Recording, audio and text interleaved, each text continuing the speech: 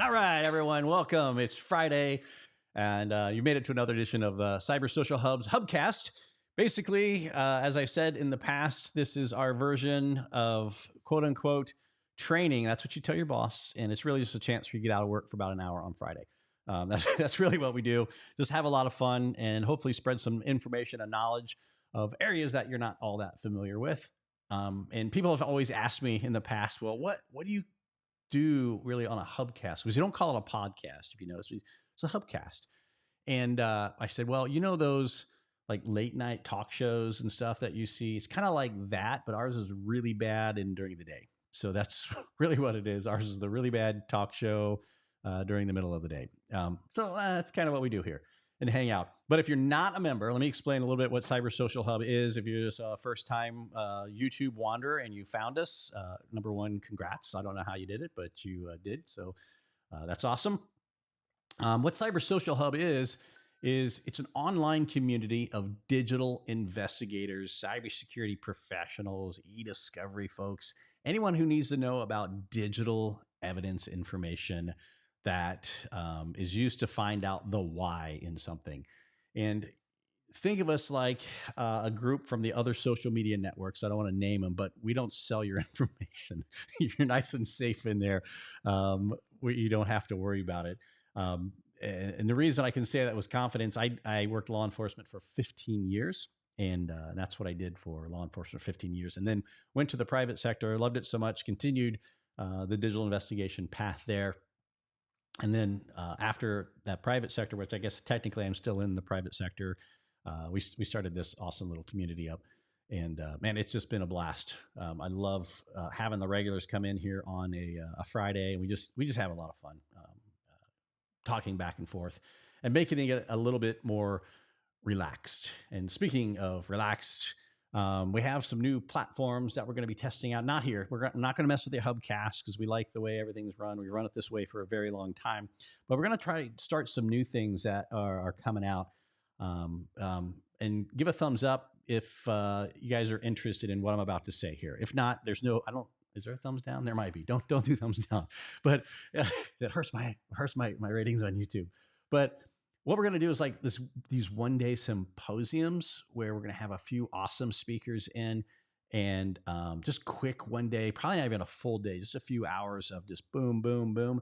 And they're going to teach you something just absolutely amazing that's going to help you out in your careers and make your life a little bit easier in, out, again.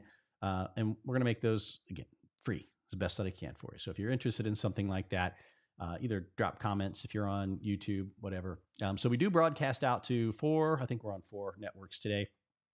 Everything's working and playing nice together. Sometimes all the social networks don't play together. So simultaneous, we're broadcasting out to YouTube, which is our home channel.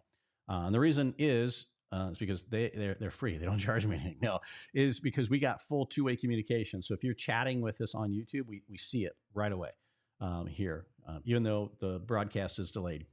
We also broadcast out to Facebook, which I think the chat is two-way there as well. We don't get many chats from Facebook. I don't blame you guys for not hanging out there so much.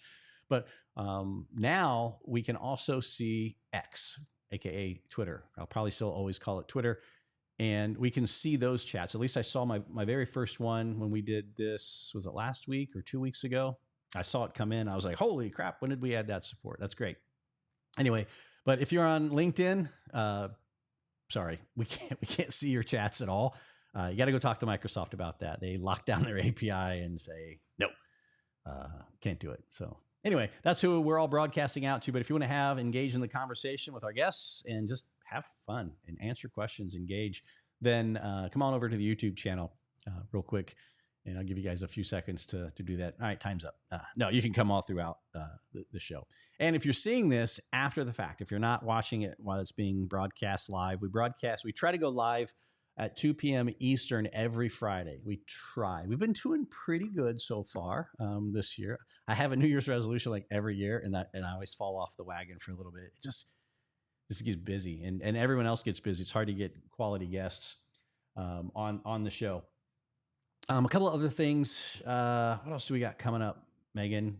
I'm forgetting something that I'm sure I was supposed to say, and I don't remember what it is.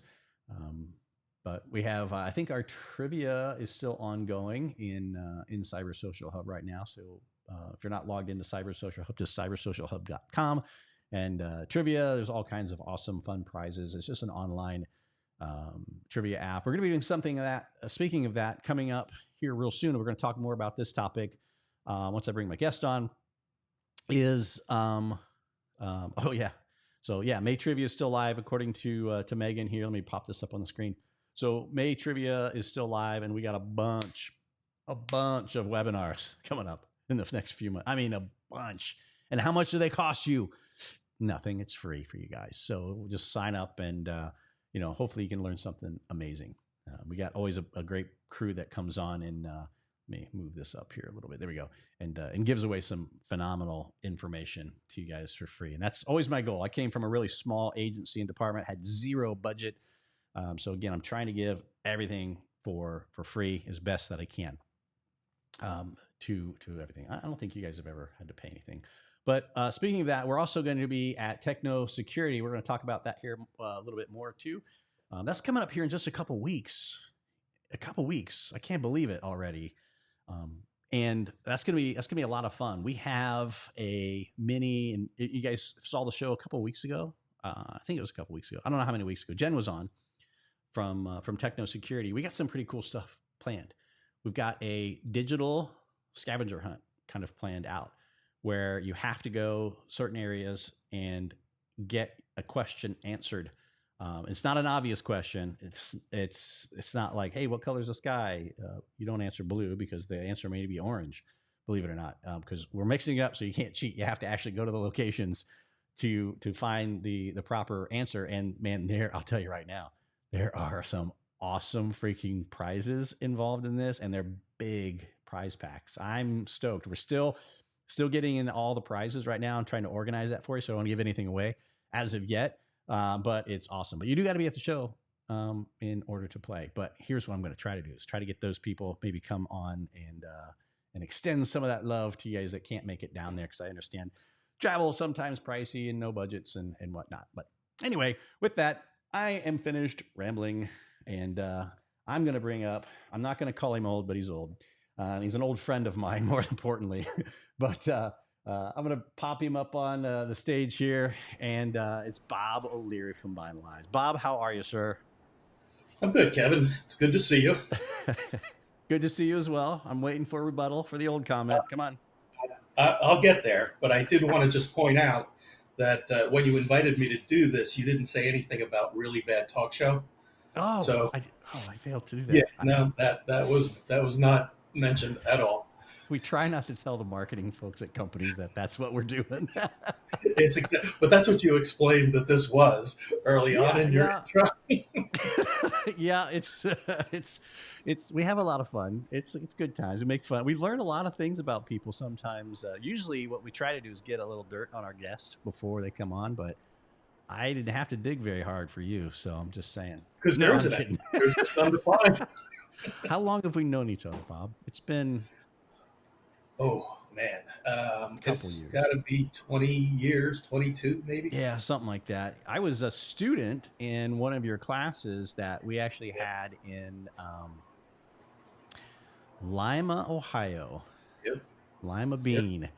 Stands for... Do you ever know what Lima is an acronym for? Did I ever tell you that? I believe it was Lost in the Middle of Ohio. Yeah, it's close. Middle America. Yeah, Lost in Middle America. So it's an acronym for. Yeah. Absolutely. And you were teaching what class? You were a triage. What were you teaching at that point? I can't remember. I still have the dongle. It's probably back in that cabinet behind me. I think I was teaching a basic course, a digital forensics analysis basic course. Yeah. Oh, come to think of it, no. It was a dongle something. There was a... Yep, there was it was the advanced file structure analysis course, I think, through IDFSC. It was my wife's company. Okay. Because we were able to do that for free. I'm pretty sure that was the course we came out there to do. Yeah, if it was free, that's the reason you were in Lima. So yeah. we didn't have a budget.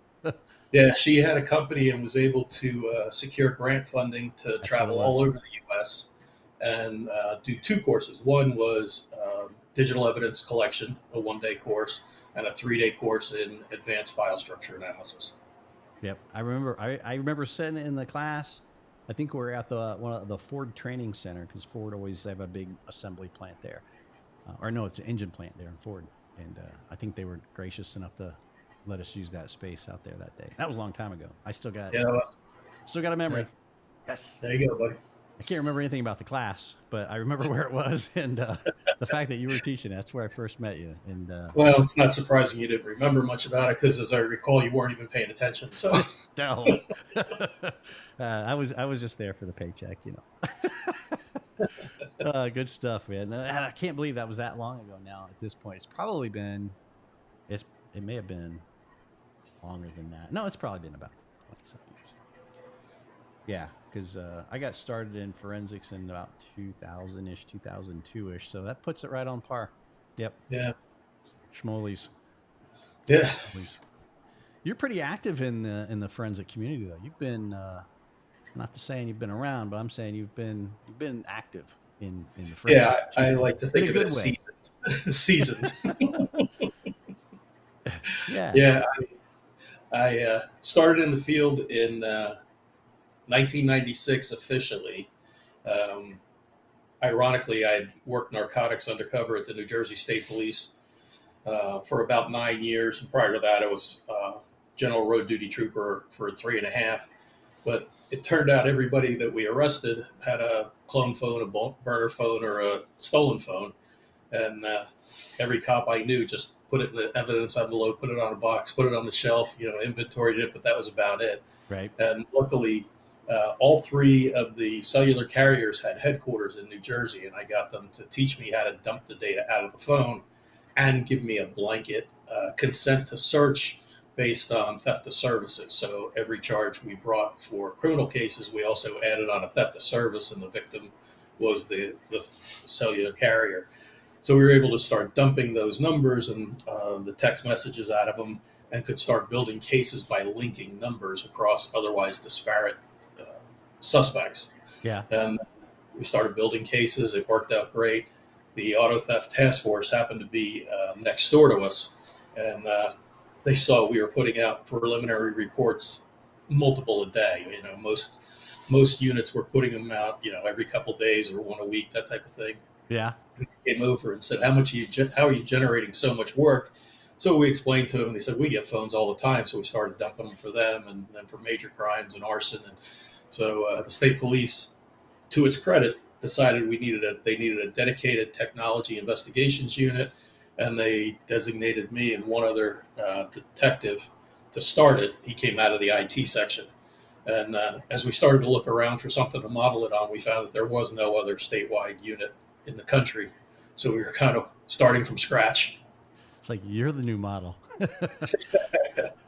Yeah, we did become the model for a lot of states that came in to see how we did it, what we did, and obviously improve on what they found. But we at least gave them a starting place. Yeah. No, that's awesome. What year did you end up leaving law enforcement? Well, I spent 7 years in the technology crime investigation. I retired in 2002. Okay. And then went to work for the National Institute of Justice, which was the research and development arm of the Department of Justice. And I ran the Electronic Crime Technology Center for that. And in that, we were doing a lot of tool testing and analysis, wrote a lot of reports, a lot of the new and emerging tools that not only the ones that NIJ funded for development, but also ones that were privately funded but wanted an independent evaluation on. Mm-hmm. So we would write those reports, and I see that there's some of them still floating around out there. No kidding. Yeah, that's pretty awesome. yeah. So we also wrote the crime scene, the electronic crime scene guide, and the last publication we did was the policies and procedures manual for digital forensics labs. Holy cow! You're a busy guy because you're involved in IASIS too, if I recall, right? I am. I've been a member of IASIS since about 1998. I've been an instructor, coach, coach for not only at the conference but also for the CFCE certification process. As a matter of fact, I'm doing it again this year. Keep my keep my skills up, you know, and help Nice. candidates get through the process. Yeah. Yeah, because yeah, I guess it's easier for some than others, man. It was pretty grueling. It was a pretty It grueling is. process. It's a yeah. It's a Yeah. it's a grueling process, but I think it's really rewarding, and that's what I tell every one of the candidates that I coach through it. Stick with it because it's a really good feeling you get when you accomplish that challenge. Yeah, for sure. And you're still CFCE. And Yeah, now you said you did row coaching then. yeah. Were you a row coach down there? Holy cow. I was a row coach, and then well, I think it was the last year I was there. I was actually one of the in charge of the room. You know, so you were Cool. the guy that all the row coaches had to report into. Yeah. So yeah, that was That's a it's a big room. We were just down there. What was that? A couple weeks ago now.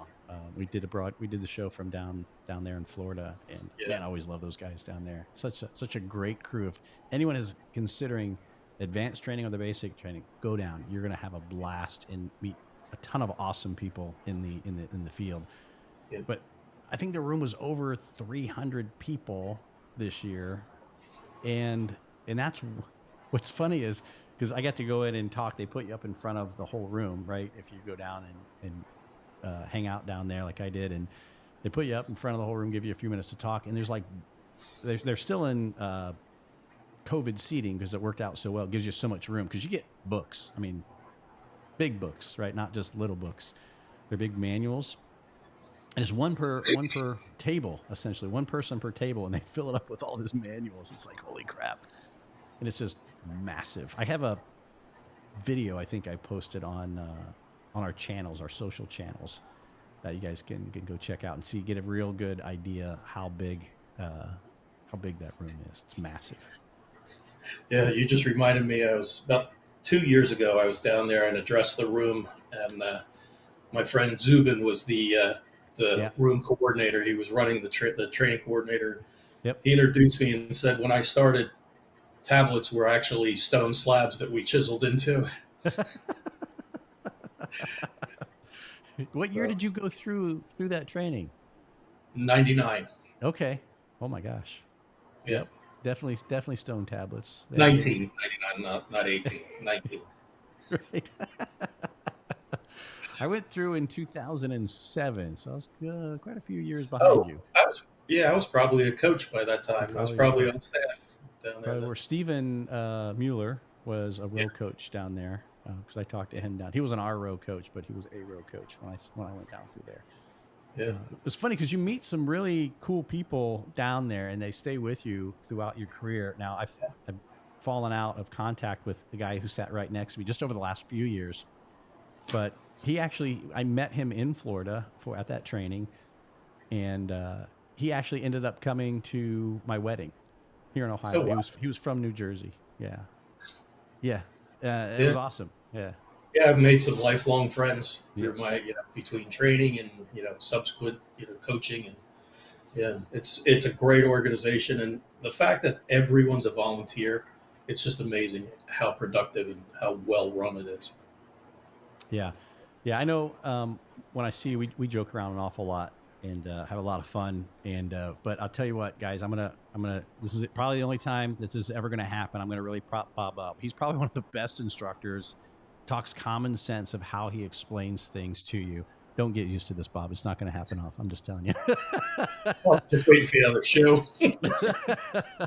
And man, if you get a chance to hear this man speak, I highly recommend it because you guys finalized now did a webinar with us. How long ago was that? Now was it? Earlier this year, I think it was, Yeah, but I can't remember. I've only been here about 7 months, so it had to be within the last five. Oh, they threw you right in early, didn't they? That's right. I Yeah, remember yeah. that. That was great. And I was like, oh, I know Bob. He'll be fine. Bring him on. Bringing on, absolutely. And Megan, I hate to do this to you. I know you're in here listening somewhere. At least I hope you're paying attention. If you could get me the link and kick it to me in Slack, I'll post the link down to that webinar, Bob's Binalizes webinar. And I'll make sure you guys, I highly recommend, go check it out. A lot of great information in there. Now, we're going to talk about, I know the title of this is like acquisition, assessment, triage, and forensic timelines. oh my, because I was trying to make a funny and I failed miserably at it. Kind of like the, yeah, Missed it by that much. by, a little bit. And, but tell, tell people who aren't familiar with Binalize exactly kind of the problems that they help solve in the day-to-day job. Well, probably one of the easier ways to explain it would be from my background when I left NIJ, when I was no longer working there because the funding got cut. I went into the private sector and I was director of professional services for incident response and digital forensics at Access Data. And what we found there in running teams and managers that were running their teams was utilization was always key. I mean, if you have consultants, analysts sitting around waiting for the next job to come in, like a fireman, you're not maximizing their utilization.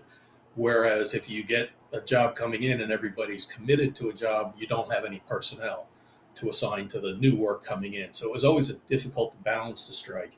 And one of the things that really intrigued me about Binalize was the automated incident response portion of the tool. And what that means is whatever your perimeter detection tool is, whether it's an EDR, MDR, endpoint detection tool, a SIM, a SOAR, it's going to issue alerts. And that's generally how the incident responders get notified.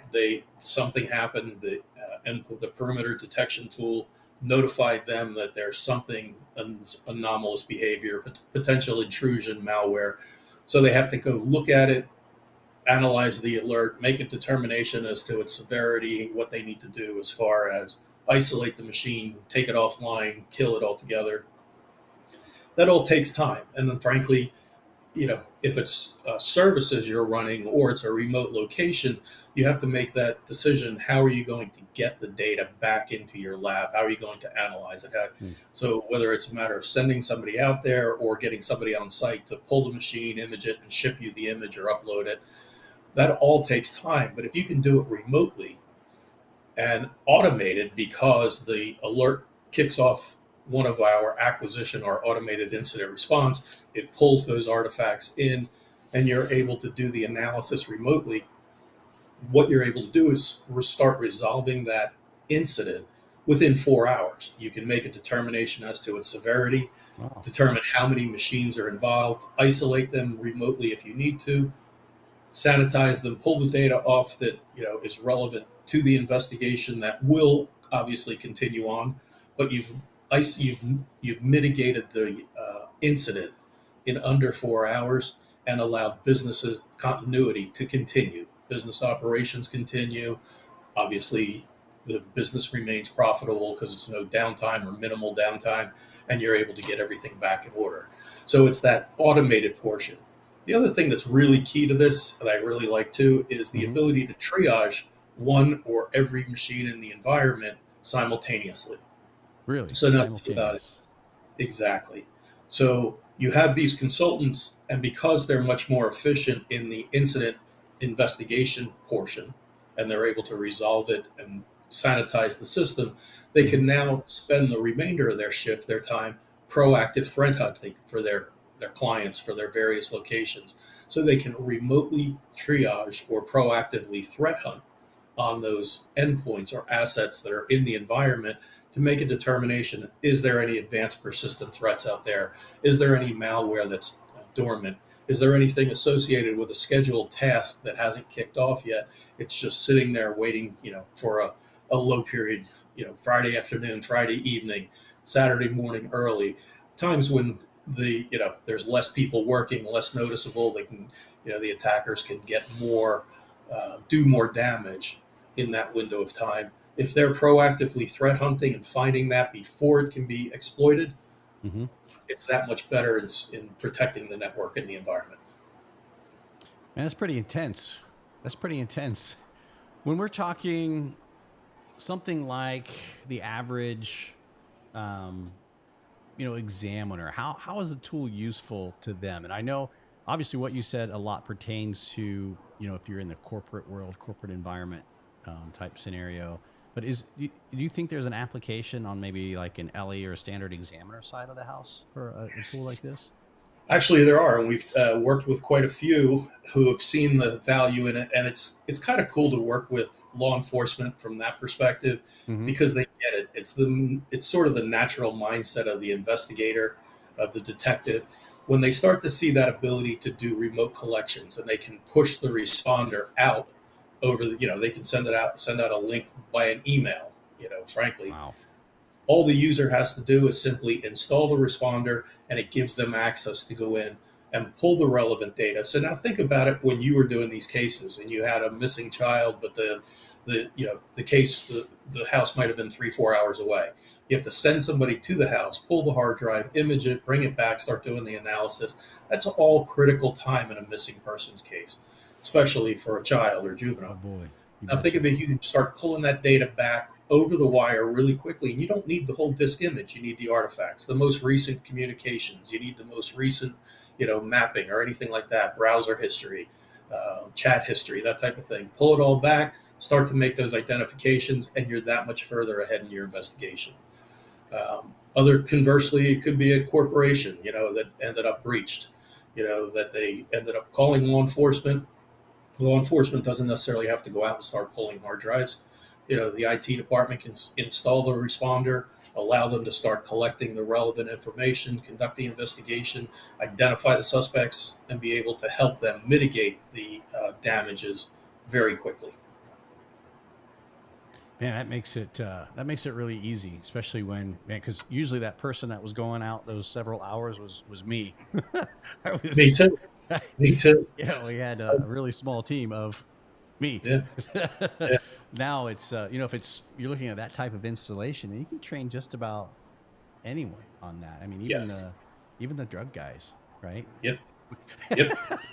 Even We can make I fun because was we were one of those both guys. drug guys. Come on. But actually, I remember vividly. I was, my kids were small at the time, and I had gone to one of their soccer games or something. I got a call that, a child went missing up in Sussex County, and if you're familiar with New Jersey, Hmm. it's the most one of the most northern points, and you wouldn't think of Jersey as being that big, but it was still a 2 hour ride, even by troop car. And, the boss calls me and says, "You got to go. You're the closest guy." So I said, "All right, but I got to take the kids home, switch cars, and head up because you know you aren't allowed to drive the troop car if you weren't on on duty." So went home, got the troop car, and the next day he said, "Yeah, you know what? We're going to get you, authorization. You just need to take the car. You need to be in the car wherever you go because we end up deploying you all the time," which is a blessing and a curse at the same time because Right. you don't really have an excuse not to go. But as you know, from people that work the child exploitation cases and that type of thing, everybody, everybody was all hands on deck with those cases. So Yeah, yeah, for sure. Um, man, I tell you what, if anything that can save time in those types of scenarios is something I'd be interested in looking at a little bit closer. Now, you talked, and I thought you had done a webinar with us, and Megan just corrected me here in Slack. It's hoping I was trying to hide the little dinging noises the thing was making. It wouldn't shut up. I can't make it silent. But you actually talked at our conference last December. That's what it was. I just that's what it remembered. was. Yeah. I Yeah. just remembered Yeah. what it was. And she refreshed me of that. I'm like, oh, it was at Cyber Social Con in December that you spoke about it. I don't know. We might have those recordings somewhere. I'll see if we can dig them up and push it up online where someone can watch it. If not, though, I know for a fact you have another talk coming up because we talked pre-show about it. Number one, and then number two, I was looking at the schedule and I saw you on the schedule at Techno Security, something I kind of opened the show with. Yeah. What's your talk there? Well, a mutual friend of ours, Dr. Cal Loper from Sideris, and I are doing a presentation at Techno Security on Tuesday, June 4th at 11:30 on cyber incident response and root cause versus sufficient cause versus likely cause. And essentially, what we're going to delve into is the importance of understanding the root cause of these events and not Mm. just settling for, sufficient cause or likely cause. Because while it's a balance again, and almost like the utilization. Bosses want to know exactly what happened, and a lot of times that's going to be a very time consuming effort. However, if you've got the right tools, you can get to that. And you need the right tools to ensure you don't settle for this is probably what happened, or this is sufficient explanation for it, or that type of thing, because of the advanced persistence threat, or those threats that may lie dormant in a system, or even a vulnerability that was unpatched and it couldn't have, maybe wasn't a intentional act, it was simply an oversight that can still be exploited. So it's understanding that uh, those vulnerabilities, those threats, those points of exploitation, resolving them and securing the network. So it's really understanding the critical nature of this beyond resolving the incident, understanding the cause to prevent it not only from happening to you again, but helping share that information with others to help them avoid becoming victimized by these exploits. Right. I want to ask you a little bit more about a use case there in just a second, but I want to make sure before I forget to mention that it's like if you're going to be down at Techno Security, I'm going to actually pop into this just because I know you and Cal. I mean, we've known each other for a number of years, and it's funny. I try not. He hates it when I tell this story, actually, so I don't know if I will or not. He's in a more professional environment than I am, so uh, so I try not to give everybody's dirt up too much. It's good to have it on people because then I can get them on the show, right, Bob? That's why. No, Yeah. anyway, I'm kidding. But Tuesday at 11:30. So if you're gonna be down at Techno Tuesday, 11:30 and Salon E.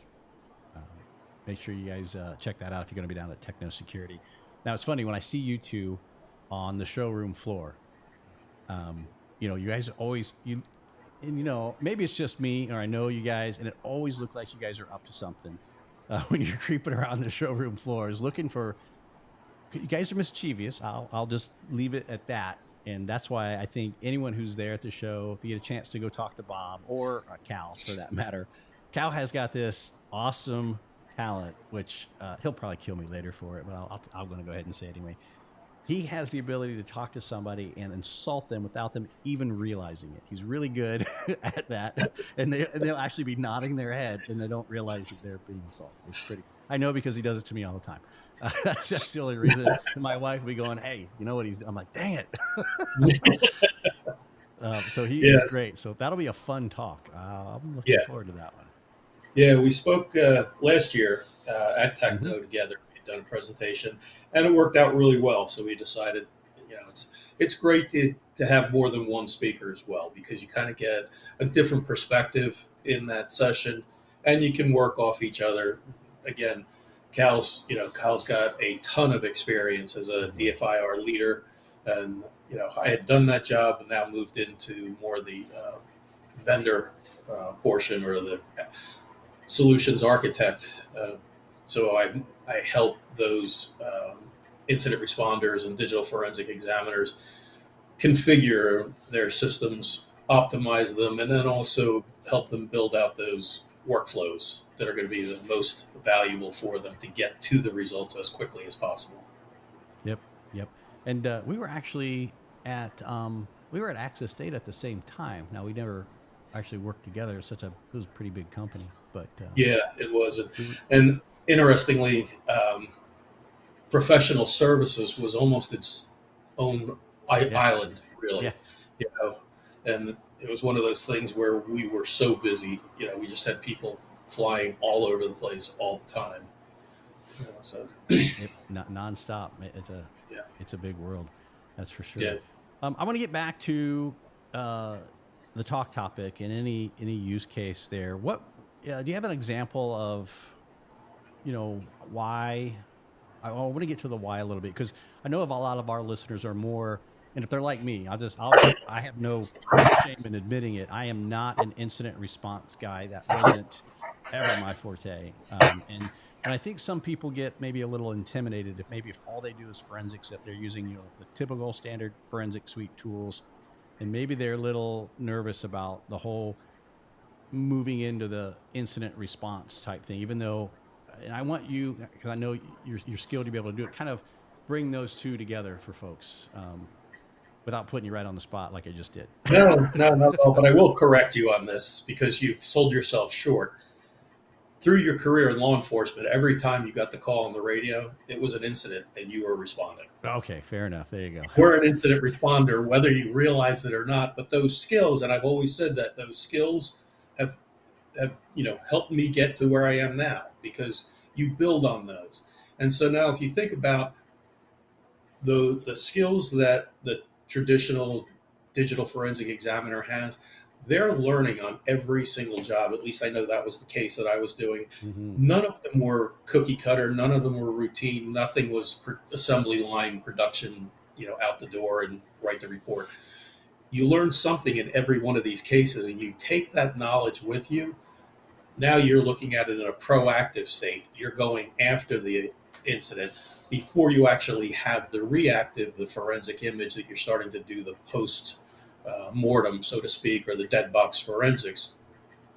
You're going out proactively looking in these certain areas because you know from your reactive career, your reactive work, you knew where you found these vulnerabilities or these, this compromise or this exploit or this malware.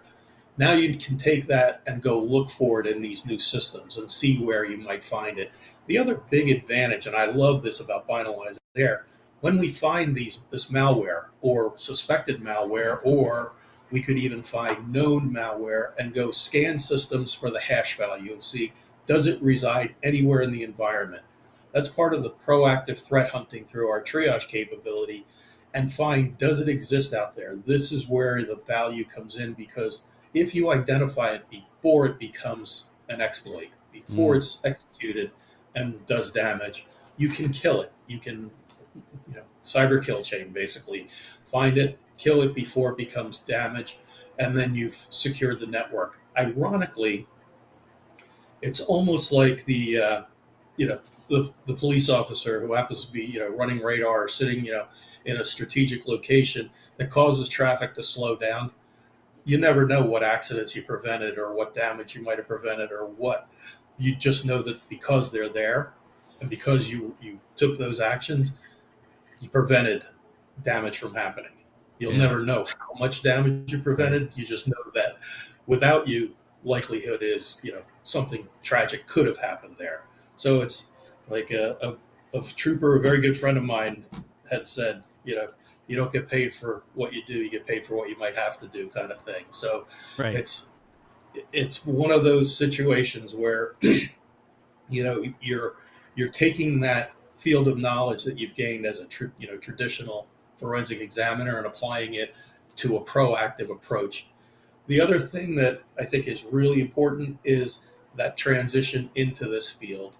The natural, inquisitiveness is a huge advantage for incident responders and investigators because they want to get to the bottom of it. The caveat is that the other side is how to know when to stop. And that's one of the things that, proactive threat hunting tells you. You've run your scans across all the networks and it doesn't come up with anything else. You've mitigated it, run the scan, and it comes up empty. Now you kind of have an idea, okay, I'm good. But with absent that capability, you never know if you found everything. Right. That's absolute fact. Absolute fact. I think you explained that very well. I mean, even I understood that. So you set the bar low enough. When I get it, you're good. 100%. So it just comes from being seasoned. What's that? Sorry. It just comes from being seasoned. I like the word seasoned. That works good. Now you guys are going to have a booth down at Techno. I think I was checking that out earlier today. Yep. So I don't know the booth number offhand, but I think the shows are small enough that you can find you. Just walk up a couple aisles. Oh, there's Bob. Are you going to be hanging out the booth at all? I will be. I'll be at the booth doing demos, probably for the entire conference, except with the exception of my speaking session. You can find me at the booth, and candidly, I think all you have to do is ask a couple people, and somebody's bound to be able to point you in my direction. Watch for you and Cal going down the aisle, looking like in the side eye people, and like, what are we gonna do to them today? In all fairness, the two are ornery. I'll tell you guys right now, but it's because you've been in the industry, you know everybody. And it's like when we walking around the shows, it's like a little family reunion every year, and I always look Yeah, forward to the shows because we don't yeah, get to see each other throughout there because you're down in where it's warm, and I'm in the opposite. What I call truly hell is where it's cold a lot of times. So yeah, as I said, you get to experience the seasons, so you have that huge advantage over the rest of us. yeah, yeah. And like I told you earlier, that's Florida's way of saying that it gets damn cold up there, and I pity you. That's it's like saying or bless them or something like that. What do people in the South say? Bless your heart. Yes, bless your heart. That's it. That's Florida's version of it to us people who freeze up here in Northern Ohio. You get to experience the seasons. Yeah, 100% Kevin, what I'm you're always saying. looking for the glass half full. Looking for the positive spin.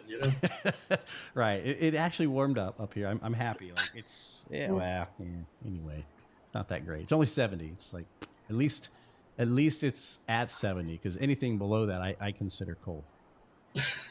Why I'm still in Northern Ohio, I don't know. Literally, throw a stone. We're in Canada for that most part. That's the way it is. Well, I forgot to open this up for you guys on the floor, and I'm totally sorry. If you guys want to ask a question for Bob, I mean, he can answer a wide range of things. Trust me, I know him. He can. And so anything from, the cyber incident response, anything that we've talked about, or really go off topic, make sure you throw it down if you're on YouTube. I think we can see Facebook. I'm pretty sure we can see Twitter as well. LinkedIn, again, out of luck. I'm sorry. Jump over one of the other channels. And we can broadcast out to you. But if you leave it in the comments afterwards, I'll make sure Bob has the links. He can go and try to answer those questions. Or you can come into Cyber Social Hub and ask him as well. I'll make sure he gets those, or drag him into the hub as a member. Are you a member in the hub? yes, I am. Of Oh, course, there I you am. go. You can find Bob right in there, and Yeah.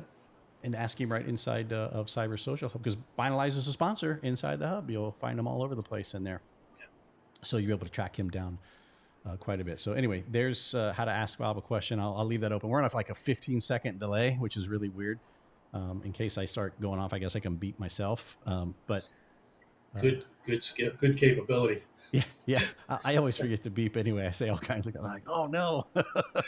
I'll see it in post, and I'm like, well, it's a little too late. Too late for that. Oh wait. Oh looky there. There's trouble in the chat already. I can see it. There's Manny. Manny, nope, Manny. Here's the thing: only commit one crime at a time. You're much less likely to get caught for either of them if you're only committing one at a time. And actually, I can't take credit for that. That was my good friend Randy Becker, a retired Oregon State Trooper, gave me that wise advice. There's some backstory I'm missing there. Manny knows something that you're leaving out, doesn't he? No, it was Oh, just right. it was just one of those stories where, the typical. I had worked an interdiction unit at the New Jersey State Police in narcotics, and we would pull people over for speeding and find that they had money laundering or drugs or whatever in there, or the broken tail light or the traffic violation, and it would lead to an arrest for CDS, CDW, controlled dangerous substance, controlled dangerous weapon, that type of thing. Yeah. So I had shared that piece of information with Manny. And only commit one crime at a time, and you're less likely to get caught.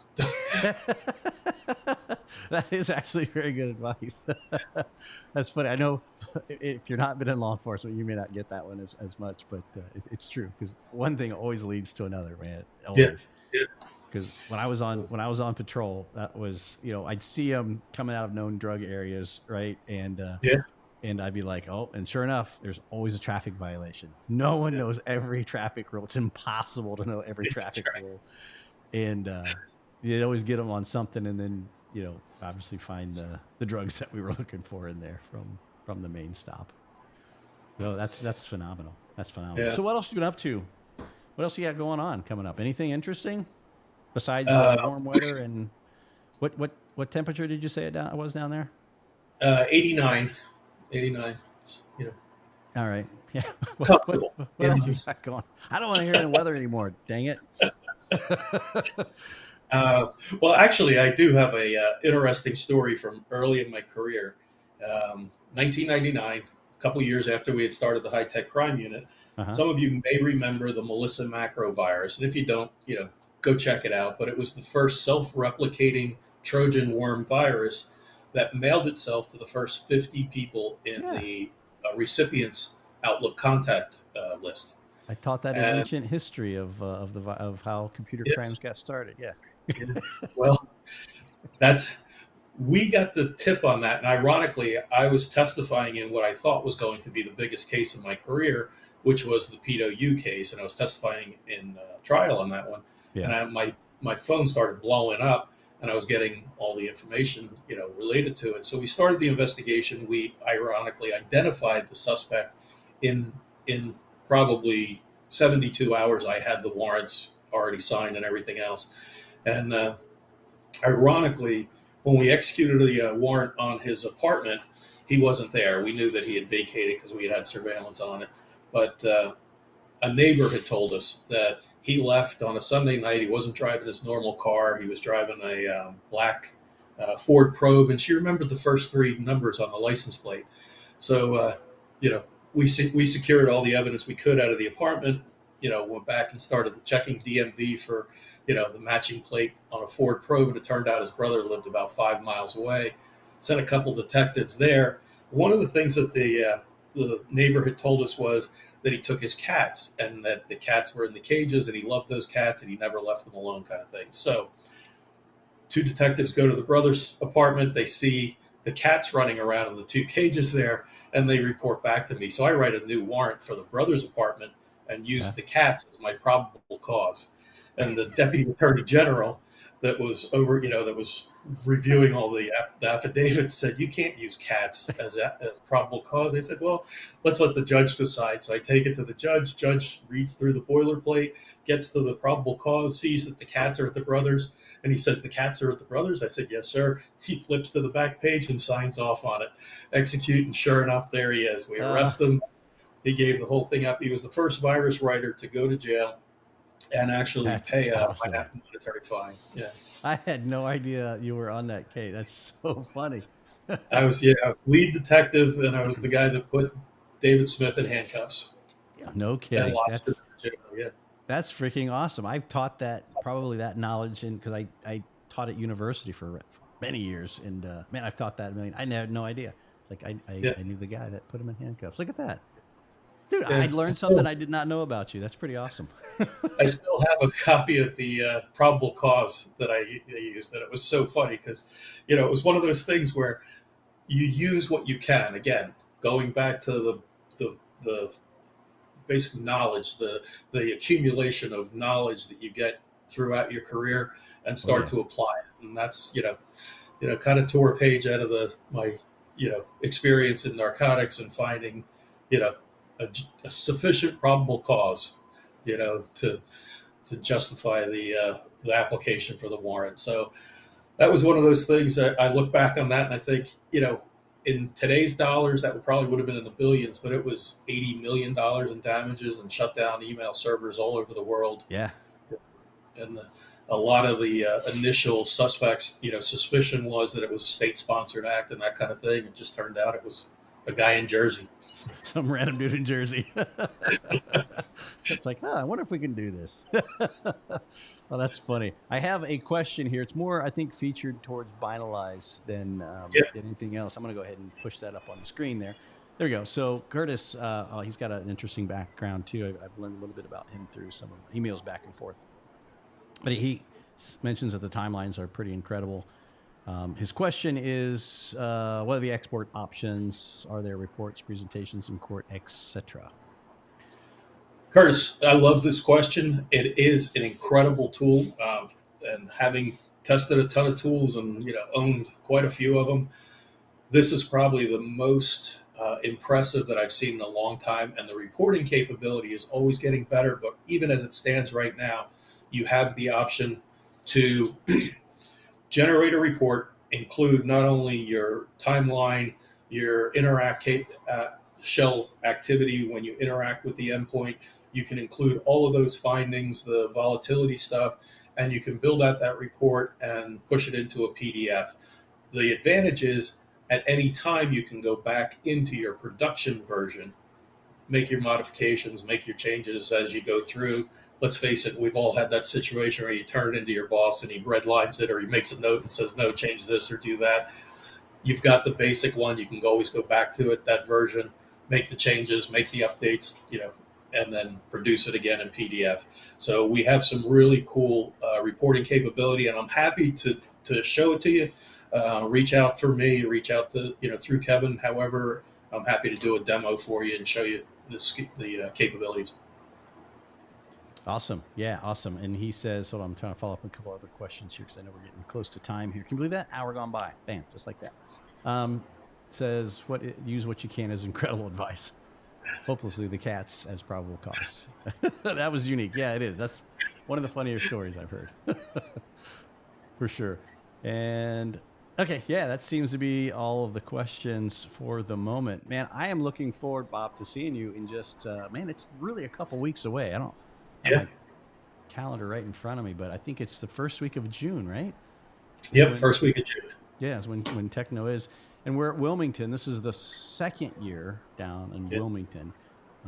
Usually it used to be at Myrtle Beach. I kind of like Wilmington. It's different. I do like the beach as well, so it makes it. I'm torn. I'm really torn. What do you think about either one? I'm thinking of having a story hour at the bar, after hours, if you're interested in joining. There you go.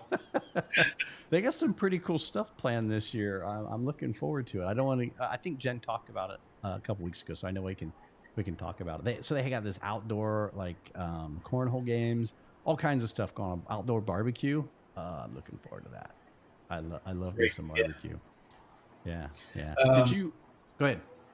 To answer Curtis's question, nope. Yeah, on the Finalize website, there is a request a trial.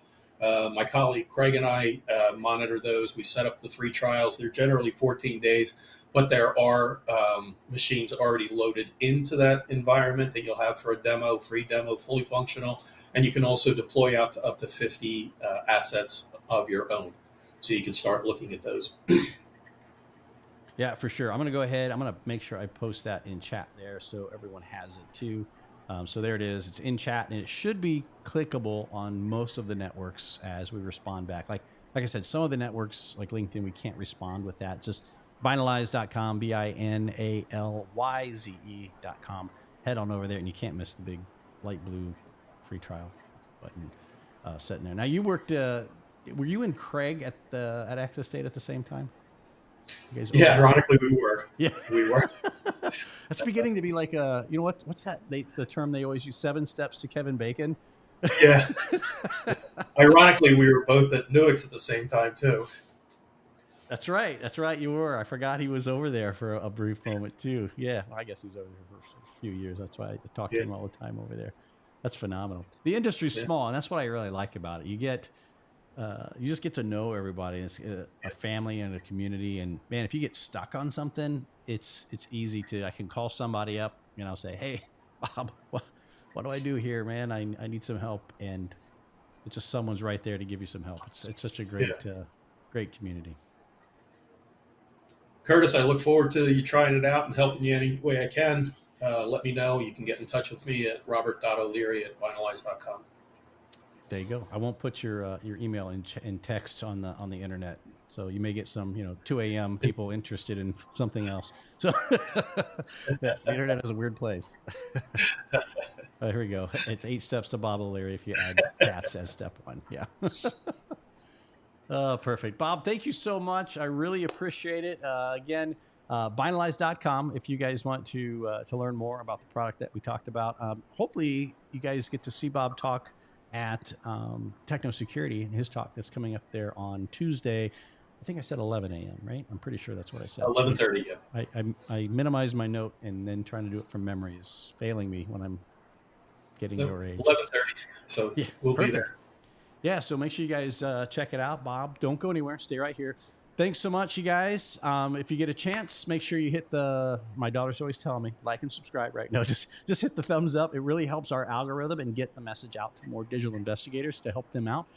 So if you want to kick a thumbs up out there, or a like, whatever platform that you're on, and whichever corner that it happens to be in there as well. If you're on YouTube or any of the other ones, if you're able to subscribe to the channel, please do that as well. And then finally, there's a little bell on YouTube specifically. You'll see the little outline of a bell. That's how you can get notifications when we go live, especially because we're going to be live at Techno Security. I'm going to try to drag Bob back on the show, see how his talk went. We'll talk a little bit more about that as well. And that way you'll be able to hear and get notification to your browser when we go live. And you can just turn it off if we annoy you too much as well. So that's just kind of the way it works, which we try not to do that. But again, Bob, thank you so much, sir. I really appreciate you taking the time out of your busy day and coming on and hanging out with us. Thank you, Kevin. I appreciate the opportunity. Yeah, no problem. Everyone else, we will see you next week, probably at 2 o'clock. Thanks again, Bob. Take care.